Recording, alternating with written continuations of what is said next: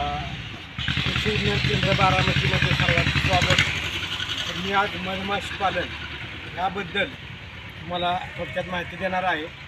तर आपल्या महाराष्ट्रामध्ये ही जी पेटी आहे ॲपिस मेलिफेराची म्हणतो आपण, जे म्हणजे या विदेशी मधमाशा आहेत. ह्या ज्या मधमाशा आहेत साधारणतः 4 ते 5 किलोमीटर जे आपण सराउंडिंग म्हणतो व्यास, त्याच्यामध्ये जेवढे काही फुलं आहेत त्या फुलातील मकरंद आणि मध गोळा करतात. याच्यामध्ये आत एक राणी माशी असते की ती फक्त पिलांना जन्म घालते. बाकीच्या ज्या वर्कर माशा आहेत त्या मध गोळा करतात. काही जे माशा आहेत ते सैनिक माशा जे आहेत, ड्रोन म्हणतो आपण, ते हे जे आपले आतलं पोळं आहे ते संरक्षणाचं काम करतात. आणि या व्यवसायातून 30% आपलं मधाचं पिकांचं जे परागीभवन आहे त्यातून वाढतं. बऱ्याच जणांच्या डाळिंबाच्या बागा असतील तर त्या ठिकाणी सुद्धा बरेच शेतकरी एकरी 3 ते 4 पेट्या देऊन त्याचंसुद्धा एक साईड इन्कम करू शकतात. तर खूप चांगला व्यवसाय आहे. एक दाखवत तुम्हाला हँडल करताना. बघा, ही मधमाशी चावत नाही, त्यामुळे कुणी घाबरू नका. आणि जर ऐकून घ्या, ही मधमाशी जरी चावली तरी आपल्याला संधिवात वगैरे जो आहे तो बरा होतो. फक्त एक दाखवतो तुम्हाला. अजिबात कुणी घाबरू नका. त्याच्यामध्ये अशा प्रेम असतात. संधिवात व्हायचं नाही, घाबरू नका. हे इपिस आहे. बघा, हे अशा प्रकारे थोडंसं जवळून बघितलं तर थोडंसं मध केलेलं आहे तयार. ते पोळं आहे का ते? हां, पोळं आहे.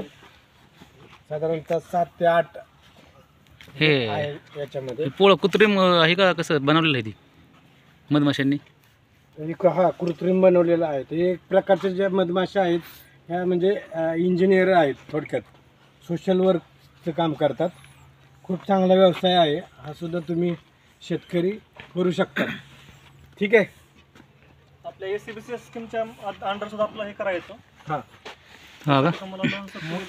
पण हा फक्त आपल्या परागीभवनासाठीच वापरतो का? ही ना सुद्धा वापर करतो. त्याचे खूप फायदे आहेत सर. ह्याच्यामध्ये किती मध येतं पेटीमध्ये? साधारणतः बघा, हे तुमचा जर चांगला सीजन असेल तर वार्षिक तुम्हाला 8 ते 10 किलो मध मिळतो एका पेटीत ना. हो. आणि तुम्हाला जर पेट्या पाहिजे असतील तर माझं कृषी सेवा केंद्र आहे वाईमध्ये, प्रेसकोस कृषी सेवा केंद्र. त्या ठिकाणी माझ्या पेट्या आहेत. महाबळेश्वरला आत्ता पेट्या ठेवलेल्या आहेत. जर कोणाला लागत असतील तरी घेऊ शकता, किंवा तुम्ही इथून सुद्धा कृषी विज्ञान केंद्रातून सुद्धा मिळतात. हे 8 ते 10 किलो मध मिळतं. म्हणजे तुमच्या ही पेटीची किंमत जी आहे ती 5,000 रुपयेपर्यंत आहे. तुम्हाला अनुदानात साधारणतः 50% अनुदान सध्या शासनाने केलेलं आहे. परंतु त्यासाठी तुम्हाला पंचायत समितीमध्ये जाऊन त्या ठिकाणी जे कोण सचिव असतात तर ते तुम्हाला ते अर्ज करून ते प्रशिक्षण वगैरे मोफत असतं. ते तुम्ही पंचायत समितीमध्ये जाऊन करा. ठीक आहे. ह्याला काय रोग वगैरे नाही, रोग वगैरे नाही आहेत याच्यात. म्हणजे तुम्ही भरपूर याच्यातून बाय प्रोडक्ट सुद्धा मिळतात.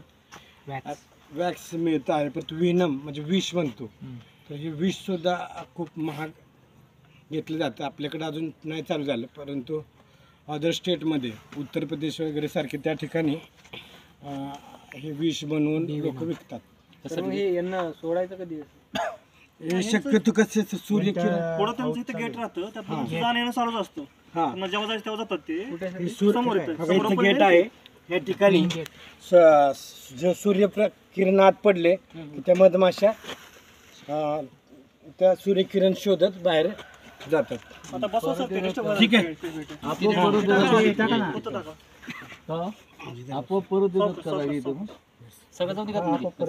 जातील ते त्याच पेटीत येते का सर? त्याच्यामध्ये जे राणी माशी ना ते पूर्ण ते कंट्रोल करते त्यांची कॉलनी. दुसऱ्यात नाही जात. नाही जात. आपल्या घरात कसं तसं कुटुंब